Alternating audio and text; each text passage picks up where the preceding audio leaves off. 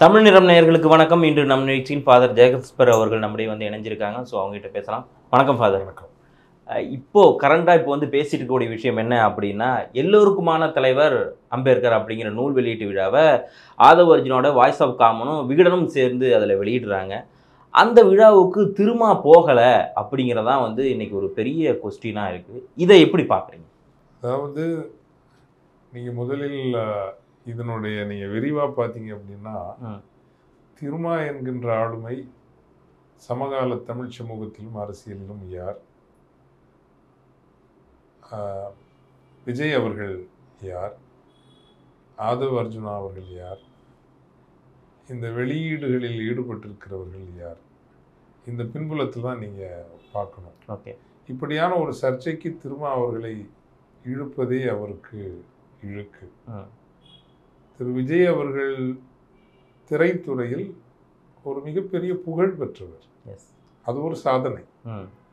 இன்னைக்கு ஒரு ரஜினிகாந்துக்கு பிறகு மிகப்பெரிய அளவுக்கான ரசிகர்களை ஈர்த்து வைத்திருக்கிறவர் விஜய் அவர்கள். அதற்காக அவரை நாம் வாழ்த்துகிறோம், அவரை பாராட்டுகிறோம், congratulate and wish him good luck. அரசியலுக்கு வந்திருக்கிறார், அரசியலிலும் அவர் வெற்றி பெறுவதற்கு வாழ்த்துகிறோம். பட் திருமா அப்படி அல்ல. அவர் படிப்படியாக சமூக பணிகளில் தன் சார்ந்த சமூகத்திற்கும் தமிழ் சமூகத்திற்கும் தன்னை ஈடுபடுத்தி கொண்டு எத்தனை ஆண்டு கால உழைப்பு, எவ்வளவு பயணங்கள், அதைவிட முக்கியமாக அது வாராது வந்த மாமணி. நீங்கள் ஒடுக்கப்பட்ட விளிம்புநிலை சமூகத்திற்கு எப்போதாவது கிடைக்கிற ஒரு மாபெரும் தலைவராகின்றவர் உயர்ந்து நிற்கிறார். அவரை போல ஒரு தலைவர் தேவேந்திர குல வேளாளர் சமூகத்திலிருந்தும் பள்ளர் சமூகத்திலிருந்தும் கிடைத்திருந்தால் தமிழகத்தினுடைய அரசியல் திசையே என்று மாறி இருக்கும். ஆக தமிழக சமூக அரசியல் களத்தில் ஒரு மாபெரும் அரசியல் பேராளுமையாக வளர்ந்து நிற்கிறவர் தோழர் திருமா அவர்கள். ஆதவ அர்ஜுன் அவர்கள் அரசியல் ஒரு பிரமுகர், ஒரு கேரக்டர், கொண்டு வந்து நிறுத்தப்பட்ட ஒரு கேரக்டர். அவருக்கு நல்லெண்ணங்கள் இருக்கலாம், அல்லது நல்லது செய்ய வேண்டும் என்கின்ற விருப்பம் இருக்கலாம். ஆக விஜய் அவர்களையோ அல்லது ஆதவ அர்ஜுன் அவர்களையோ இந்த வட்டத்தில் திருமா அவர்களை நீங்கள் கொண்டு வந்து நிறுத்தக்கூடாது. அவரை நீங்கள் வேறு உயரங்களில் வைத்துத்தான் அவரை நீங்கள் பார்க்க வேண்டும், அணுக வேண்டும். நீங்கள் புது ஊடகங்கள் அப்படி அவரை இழுத்து கொண்டு நிறுத்துறது அந்த சமூகத்தையும் அந்த சமூகத்திற்காக அவர் மேற்கொண்டிருக்கிற ஒரு என்ன சொல்றது கால முயற்சிகள், அவை கடந்து வந்த பாதைகள். அது எத்தனை ஆயிரம் ஆண்டுகளாய் ஒடுக்கப்பட்டு குரலின்றி அவமானப்படுத்தப்பட்டு விளிம்பில் நிற்கிற ஒரு சமூகத்தினுடைய குரலாகவும் அடையாளமாகவும் அதை வெகு மக்கள் அரசியல் நீரோட்டத்திலும் கொண்டு வந்து நிறுத்தி. இன்னொன்று உங்களுக்கு சொல்றேன், இந்திய அளவில் இன்றைக்கு எப்படி ஒரு மதவாத அணி திரளல் ஒன்று நடக்கிறதோ அதற்கு எதிர்வினையாகவோ அல்லது இணையாகவோ பேரலாகவோ சில அணிதிரள்கள் அடித்தளத்தில் நடந்து கொண்டிருக்கின்றன. இஸ்லாமிய சமூகம் தன்னை அணிதிரட்டி கொண்டுதான் இருக்கிறது. அது ஒன்றும் அஞ்சி நடுங்கி ஓரமாய் சென்று ஒதுங்கி எல்லாம் இல்லை. அது தன்னை அணிதிரட்டி கொண்டுதான் இருக்கிறது. அதைவிட முக்கியமாக தலித் சமூகங்கள், ஒடுக்கப்பட்ட சமூகங்கள் இந்திய அளவில் பழங்குடி மக்கள், த ஷெட்யூல்ட் காஸ்ட் அண்ட் ட்ரைப்ஸ், மிகப்பெரிய அளவிலான ஒரு அணிதிரளல் நடந்து கொண்டிருக்கிறது. இப்போ இந்த அணிதிரளல் நடக்கிற காலத்தில் தான் இது ஒரு சந்தையாக பார்க்கிற அம்பேத்கரையும் ஒரு சந்தையாக பார்த்து தான் வெளியிடப்படுகிறது புத்தகங்கள். இதில் ஒன்றும் விகடன் குழுவுக்கும் அம்பேத்கருக்கும் என்ன தொடரும் இல்லை. இது ஒரு லாபி மாதிரி இதை பார்க்க முடியுமா? ஏன்னா திருமா அவர்கள் இன்னைக்கு அறிக்கையில் சொல்லியிருந்தாங்க, அந்த புத்தகம் வெளியிட போகிறாங்க அப்படிங்கிற எனக்கு 2 பேருக்கு தான் தெரியும். ஒன்று எனக்கு, அப்புறம் வாய்ஸ் ஆஃப் காமன்ஸ் அந்த இதில் இருக்கும். ஆனால் இது ஒரு பிரபலமான ஒரு பேப்பரில் ஃபஸ்ட்டு வந்துச்சு. அதுக்கு பிறகு தான் நாமளே கூட அந்த செய்திகள் எல்லாத்தையும் பார்ப்போம். ஸோ ஒரு பெரிய அரசியல் லாபி ஏதாவது இருக்குமா? இல்லை, இந்த கூட்டணியை உடைக்க வேண்டும் என்பது, திராவிட முன்னேற்ற கழக கூட்டணியை உடைக்க வேண்டும் என்பது பல்வேறு சக்திகளினுடைய விருப்பம், தொடர் முயற்சி. அந்த முயற்சிகளினுடைய ஒரு அங்கமாகத்தான் நீங்கள் சொன்ன அந்த பத்திரிகையில் வந்திருக்கிற செய்தியையும் நீங்கள் பார்க்க. பட் இது ஆதவ அர்ஜுனுக்கும் திருமாவுக்கும் தெரிஞ்ச அந்த ஒரு விஷயம் எப்படி தினமலருக்கு போனது அப்படிங்கிற ஒரு விஷயம் இருக்கு இல்லையா? அரசியல் விகடன்லயே அவங்க கொடுக்க அரசியல் ஊடக உலகில் எல்லாம் ரொம்ப சகஜம் தான். இது ஒன்றும் இது நடக்காத ஒன்றும் இல்லை இல்லைங்களா? ஆனால் அதில் வந்து அதான் இந்த இப்போ என்ன அப்படின்னா, நீங்கள் தமிழகத்தில் திராவிட முன்னேற்ற கழகத்தோடு 1000 கருத்து வேறுபாடுகள் இருக்கலாம், அந்த ஆட்சி மீதும் கட்சி மீதும் பல விமர்சனங்கள் இருக்கலாம், எனக்கும் உண்டு. ஆனால் அதாவது தமிழகத்தினுடைய வாயில் வரைக்கும் வந்து நிற்கிற இந்த நாட்டிற்கும் மனித குலத்திற்கும் எதிரான ஒரு சக்தி, என்னை பொறுத்தவரையில் அன்பிற்கும் நட்பிற்கும் எதிராக செயல்படுகின்ற எந்த மனிதர்களும் எந்த இயக்கமும் இந்த உலகத்தில் இருக்கக்கூடாது. அவர்களுக்கு இடமே இருக்கக்கூடாது. இருந்ததும் இல்லை. அவங்க இன்னைக்கு ஜெயித்திருக்காங்க, அது வேற. ஆட்சி அதிகாரத்தில் உட்கார்ந்துருக்காங்க. பகையை விதைத்துத்தானே அவர்கள் அரசியலுக்கு வந்திருக்காங்க. தனிப்பட்ட முறையில் வந்து I am bro love, bro friendship. கருத்து ரீதியாக நம்ம வந்து உறுதியாக இருக்கலாம், பட் யூ கேனாட் ஏலியனேட் ஒரு இன்னொரு சக மனிதனை அந்நியப்படுத்த கூடாது இல்லைங்களா? அப்போது அப்படி ஒரு சக்தி தேர்தல் ரீதியாக எதிர்கொண்டு ஒரு ஜனநாயக பொறிமுறைன்னு சொல்கிறோம். தேர்தல்ங்கிறது ஒரு பொறிமுறை. அந்த தேர்தல் என்கின்ற பொறிமுறையை பயன்படுத்தித்தான் எந்த சக்தியானாலும் அதிகாரத்தை இன்றைக்கு கைப்பற்ற முடிகிறது.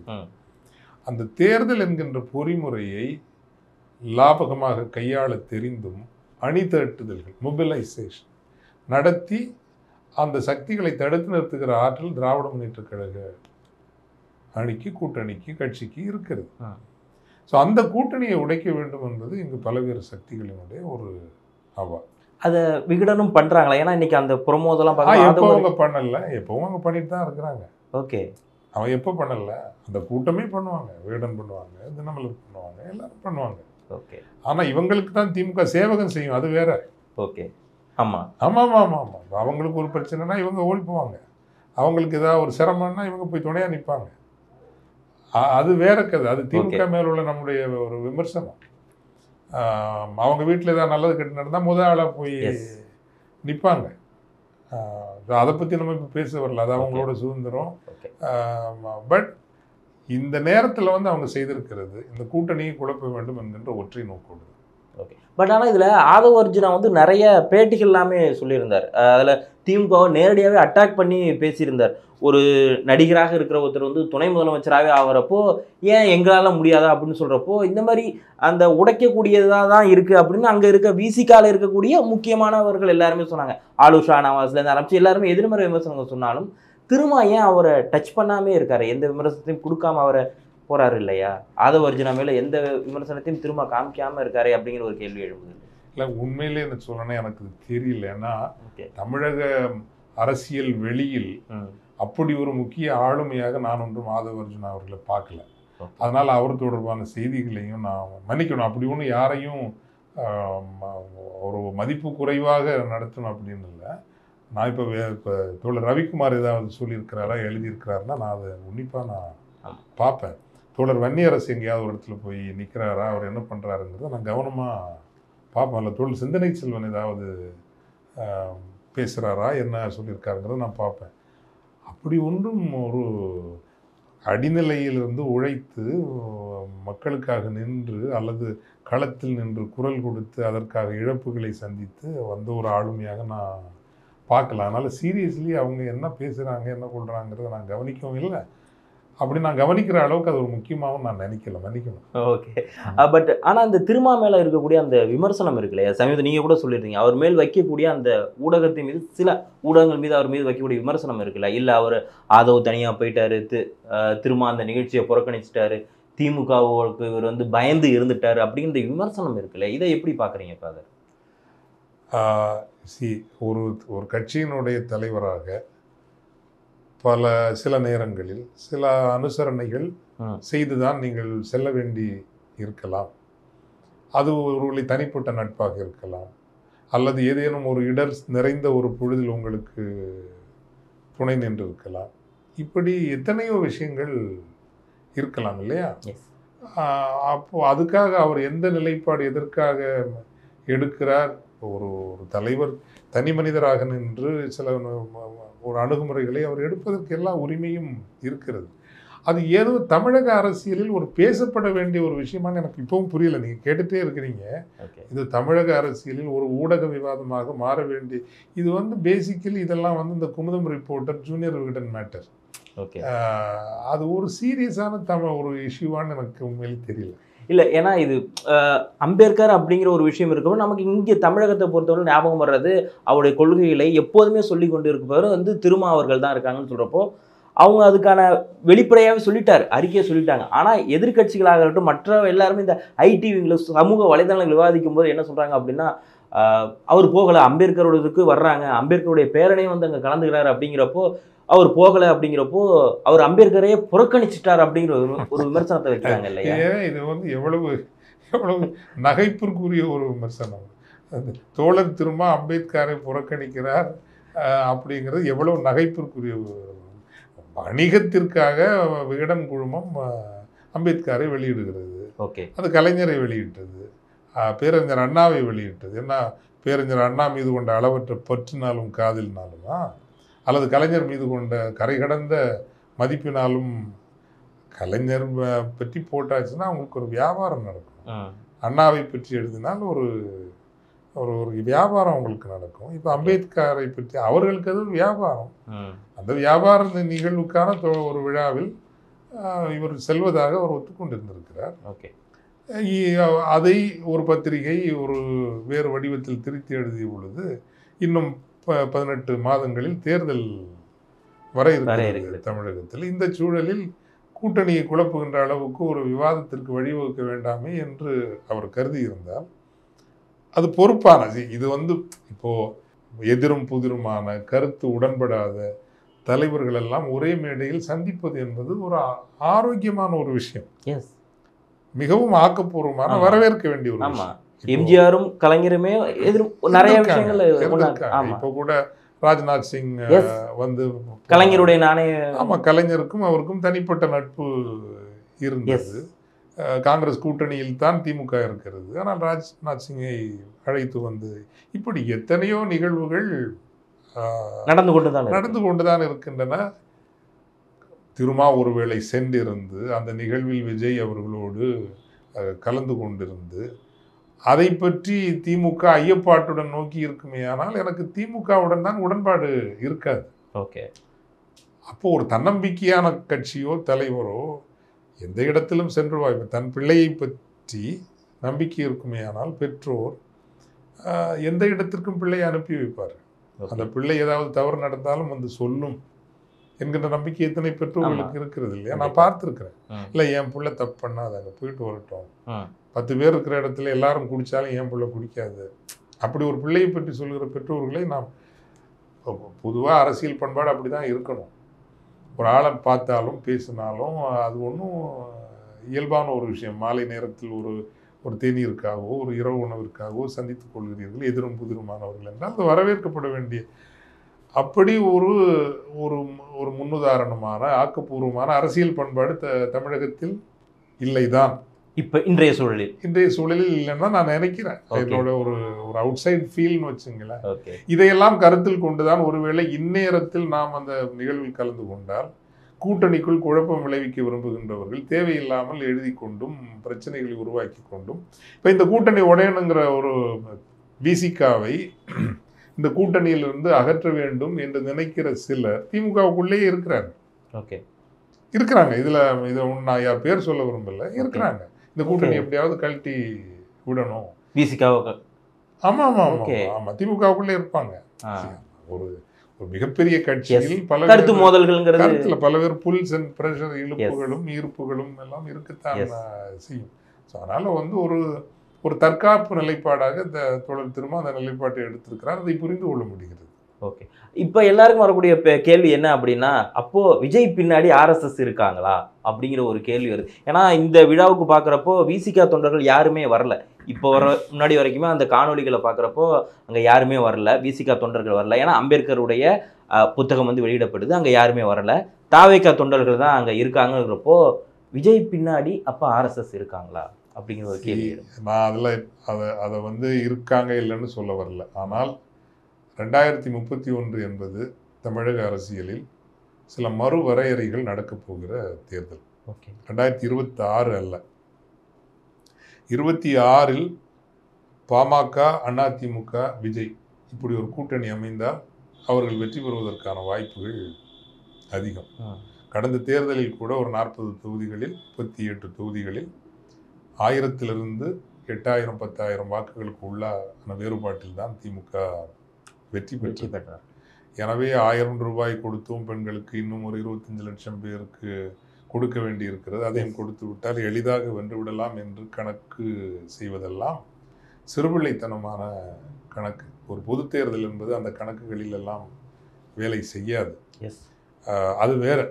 ஆனால் 2026 எப்படி வந்தாலும் 2031 தமிழக அரசியல் சில மாற்றங்கள் நடக்கும்.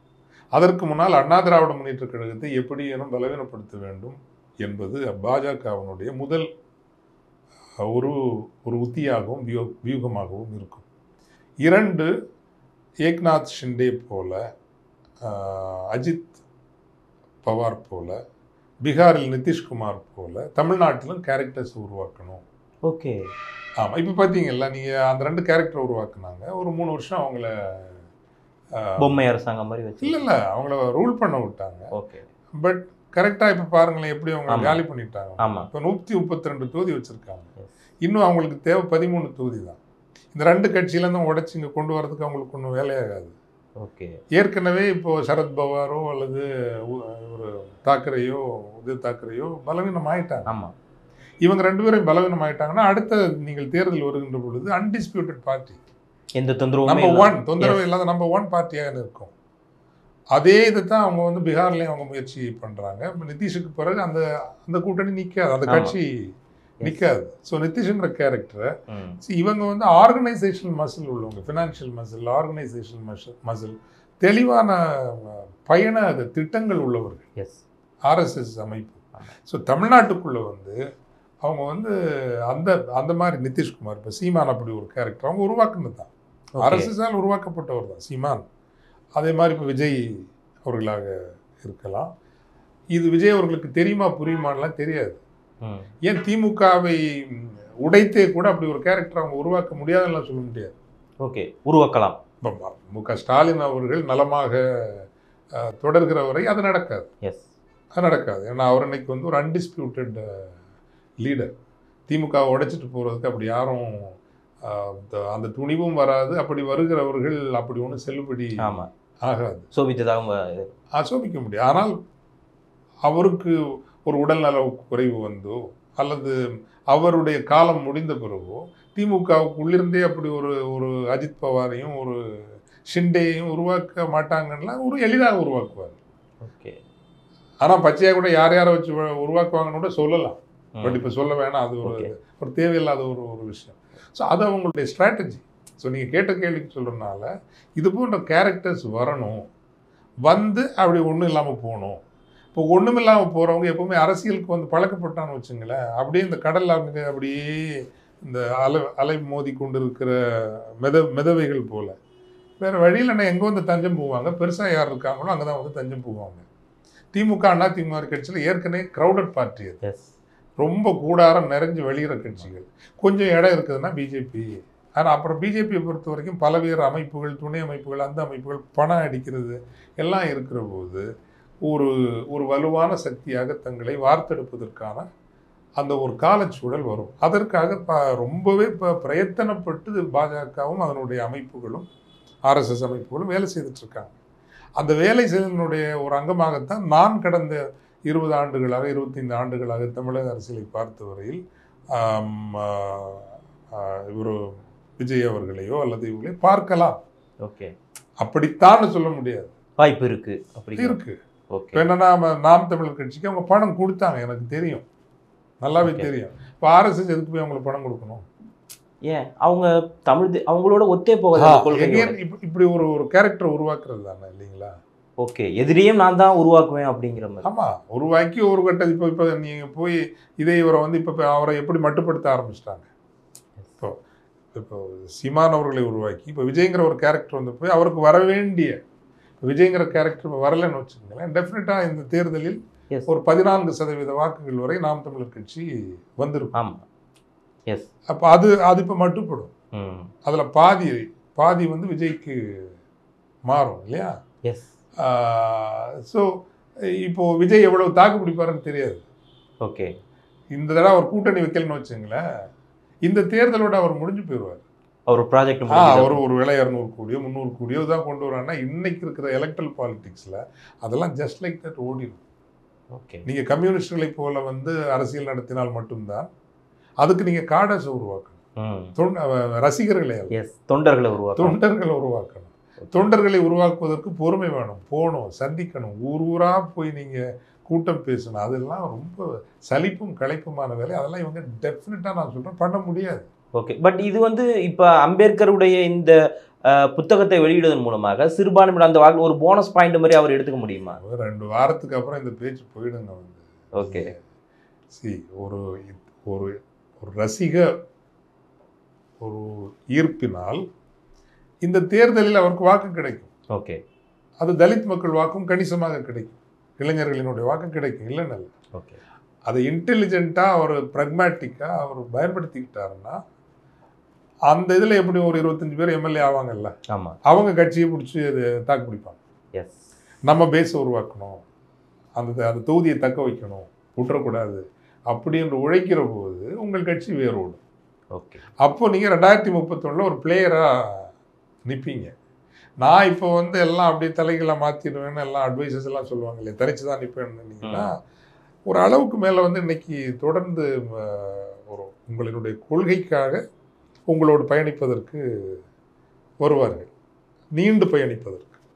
அப்படி இல்லைன்னா என்ன இமீடியட் ஒரு 2-3 வருஷத்தில் ஏதோ ஒரு இடம் கிடைக்கலன்னா எல்லாம் கரைஞ்சு போயிடும். எஸ். அப்படி சரிந்த நிறைய கட்சிகள் நிறைய இருக்கு, நம்ம எத்தனை பேரை பார்த்தோம். ஆமாம். ஸோ அது மாதிரி தான். ஸோ பட் ஆனால் இப்போ இந்த விஜய் வந்திருக்கார் அப்படின்னா கொஞ்சம் அது அந்த பரபரப்பாக இருந்ததுனால தான் இந்த கான்வெகேஷன் நம்ம அதை வச்சுருந்தோம். ஸோ அதுக்கு தான் சொல்ல வரேன். ஸோ நீங்கள் எப்படி ஃபாதர் பார்க்குறீங்க ஓவராலாக இந்த இப்போ அவர் வந்துட்டார் அப்படிங்கிறப்போ நான் முன்னாடி சொன்ன மாதிரி தான் அந்த போனஸ் பாயிண்ட் அப்படிங்கிறது அவருக்கு வந்துடும் இல்லையா? என்னதான் இருந்தாலும் இப்போ திரும்ப இல்லை, ஓகே அவர் வந்து வாங்கிட்டாருங்கிறது ஒரு பார்க்கக்கூடிய அந்த ரசிகர் நாளைய பத்திரிகை செய்தி. ஓகே. சூடான செய்தி ஒன்று, சூடான செய்தி, அவ்வளவுதான். ஓகே. அவருக்கென்று இப்பொழுது தலித் மக்கள் மத்தியிலேயே ஒரு இளைஞர்கள் மத்தியில் ஒரு ரசிகர்கள் இருக்கிறார். ஓகே. அவங்களுக்கு இது ஒன்றும் பரவாயில்ல, நம்ம தலைவரை பற்றி பேசியிருக்காரு. ஆனால் தலித் மக்களினுடைய அடிப்படை ஒரு கன்ஸ்டிடியூன்சிங்கிறது அது சிறுத்தைகள் பக்கம்தான். அந்த ஆர்கானிக் ஓட்டு. ஆமாம், வட தமிழகத்து பறையர் சமூகத்தினுடைய வாக்குகள் அவங்கள்ட்ட தான் இருக்கும். கொள்கை ரீதியாகவும் இருக்கும். ஒரு கடும் போர் நடத்துகிற ஆற்றலோடு கோட்பாட்டு போர் நடத்துகிற பெருங்கூட்டம் இருக்குல்ல, அந்த கோட்பாட்டு போர் நடத்துகிறதுல 98% 100% தோழர் திருமாவோடு தான் இருக்கும். அது விஜய் பக்கம் போகாது. Okay sir. ஸோ மிக்க நன்றி. ஏன்னா இந்த ஒரு விஷயம் வந்ததுனால அதை குறித்து தான் இன்றைக்கி நம்ம வந்து பேசணும். இந்த நேரத்தில் இணைந்து உங்களுடைய கருத்துக்களை வழங்கி மிக்க நன்றி.